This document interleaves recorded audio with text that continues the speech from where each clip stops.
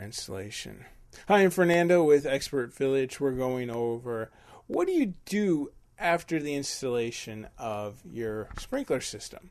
I know you're thinking, hey, let's throw down the sod and we're ready to go, but that is not actually the case. There's some things that you need to do is plan ahead of time.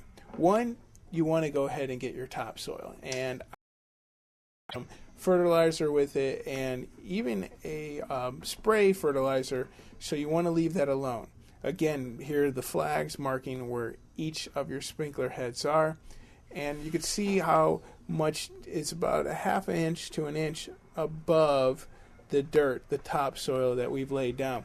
And with this topsoil, you want to take a rake, you want to rake it, you want to loosen the soil up, and take a soil roller to go ahead and create the smoothest environment possible for your sod. You do not want contours in your backyard that your kids might fall on. So in the planning part, you want to go ahead and take those steps.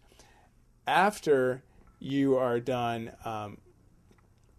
with creating this topsoil and the best environment for it, we're going to go into next what you have to do to the ground to place the sod.